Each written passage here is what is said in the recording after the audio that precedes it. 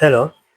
So today again, back here to talk about the general elections 2026 here in Uganda, to provide again some things we should look out for ahead of that major event in our country. But it's a there's a tactic that is often used in politics, but over time it has filtered through our general lives. Even in movies that have been replicated, that I want us to consider and look into as we head into the general elections, where we shall be voting for various, offices, people into various offices, from the mayors, MPs, wherever, to all the way to the president. This tactic I'm going to talk about was popularized mainly through movies called Bad Cop and Good Cop. you know, I'll again step back a bit. In some movies that we used to watch that came out a bit early 90s, mid 90s, there was a very popular storyline about a good cop and a bad cop. And this was mainly because out there, I think in the US, whenever cops usually go out on patrols in pairs. Okay, so someone always has their partner. So whenever they would step out to go maybe apprehend a suspect or something like that, and they bringing them in for questioning. There used to be always this one of the two cops would act as a good one, while the other one acts as the bad one. So the bad one would start off kicking these guys, slapping them, handcuffing them, slamming them on the floor, seeking answers. Tell us, are you connected to this group? Etc. So he would be rough. That was the bad cop. But then there used to be the good cop. He used to come in. No, no, no, calm down. The guy has rights. Why you can't handle him like that? He's also a human being. So for him, he came in as a good guy. He's also seeking answers, but in a good way. He even cites the constitution doesn't allow us to do that. So for him, he used to be the calm, the calm cop. Even would get a glass of water for the suspect, or even a coffee. They sit down, tell me about your family, about what, so you know what's going on. So he would go about it in a calm way. He would play the good cop, while the other one plays the bad cop. Of course, the main point therein was to ensure that the culprit would confide more in the good cop, you know, and the good cop also would, condemn his friend, his colleague, in the presence of the suspect. And that storyline was so popular. I think it was there in the Rush Hour. Taka and Jack Chan. I think it was also there in Bad Boys. Will Smith and Martin Lawrence. I think so. It was a popular line, but that popular line did, did not Australia does not only stop in movies. Even in homes, at times parents use it where one plays the bad one and the other one plays the good one. Again, as they try to, parent the parent the kids, that the kid may get to at least confide in one. Or when they suspect the kid is doing something wrong, one will come in calmly, another may get the slip and hook the behind of the kid to, you know, different methods to try to get answers. But that method does not stop, or tactic has not stopped exactly in movies and parenting and all, in cop movies. It is a method that has been also tactfully used in politics, whereby the powers that be, that are usually referred to as the invisible government, have in certain scenarios gotten two people, two candidates in the same place, one perhaps acting bad, another perhaps, the good one. So the voters what are right to support the good one, then the other bad one always a bit rough on the edges, so there's as if a seeming contest. Yet back end, these two people are actually one, and they report to the same master. But the entire goal is to get us, the voters, siding with one. So no matter who we side with, the invisible government, these control freaks at the top, getting their candidate, no matter who we vote. We need to scrutinize these candidates beyond what they present to us, beyond that one is bad, this one is good. They could all be on the same side when they're employing that tactic of a good cop and bad cop. So, of course, in certain of those movies, you find that the culprits used not to fall for it. They knew that the hardcore culprits would know that the good cop is as much playing the culprit as much as the bad cop. So they used not to fall for it. So also we need to be more vigilant getting into these elections, all any elections of any matter. That at times we are given the illusion of choice when actually these two people before us, if it could be a mayor race, whatever else race, whatever race it is, that these two people behind before us who seem to be at loggerheads, who seem to be representing different principles and different tribes, are actually on the same side. And yet, first, we may think we are bringing in fresh ideas, new ideas. Yet, actually, the actual winner is the person at the top who is fronting, who's giving us the solution of choice. It's, I think, the same thing. This, I highly think that's the same thing that happened, all is happening in South Africa, where they are being given an illusion of choice, a popular voice in Julius Malema, what, man for the people, even comes up with political party, economic freedom fighters, what, voice shouts, kill the Boers, we have to get back our rights, our money, economic, da, da, da.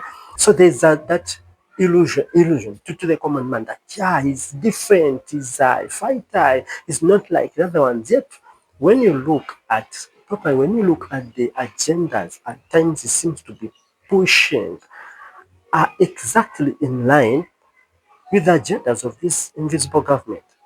So at times, you have to look at these candidates where there's especially an illusion of choice, and at times you have to be very careful when you're looking at certain of these candidates.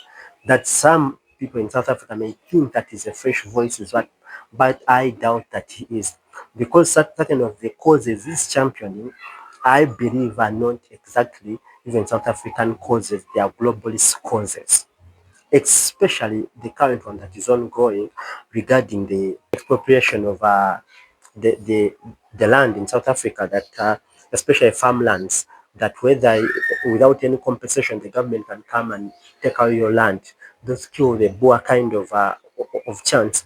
Those for me remind me of the Black Lives Matter kind of chants or drives or narratives that are meant to divide a society. And wherever there's a sharp divide in society, you know there is only one winner who wants to divide and then conquer. He makes two people who would be usually united to divide and fight each other while it is up here winning. So when I see certain of these chants, certain of the causes he goes for, I'm like, that's not a genuine opposition in South Africa. Yet it's being paraded as a voice of change. And I won't stop there. Again, the emergence of Trump in the American politics also awakened us so much. I would say that before Trump, again, also the Americans largely were hoodwinked into thinking that they were making choices between, especially the Democrat Party and the Republican Party, that there was any sort of competition between Gore and Bush, or between McCain and Obama, etc. That was not true. We would know that no matter who would have come in, the same globalists, or like they refer to them as the deep state, would have had their man in that White House. But then again, they gave them the semblance of what? Of dissent, of of choice, of that and party this, party that. So find out your party. So people think they have a say in whatever is going on. That this one is different from the other one, which was not true. When the real change came in, when the real time for people to make a choice came in, we saw certain things that had not taken place in the US. We shall look at say Al Gore and Bush. We find that in terms of negative coverage, while Gore got 56, again Bush got 49. Well, in terms of positive coverage, Go got 13%, Bush got 24%. We're talking percentages here.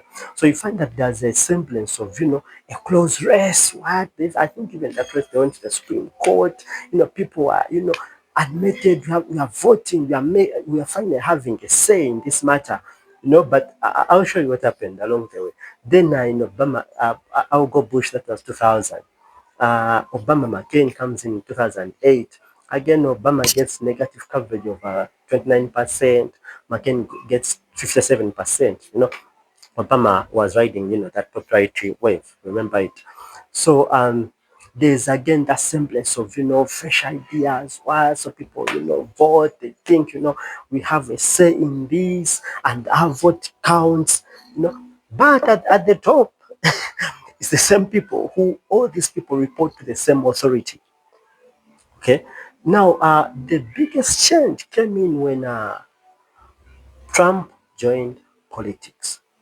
When joined politics, that's when that entire semblance of view of trying to make a two candidates, were up for it, where it was tight, it was that, all that flew out of the window.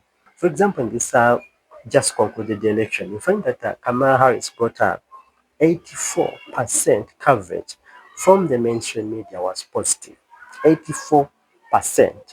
I'm telling you, let me check here what even Obama, okay, I didn't record it here, what Obama got in terms of positive coverage. But you find that Kamala Harris got 84% positive coverage, while at the same time, Trump was getting 89% negative coverage. That has never happened before.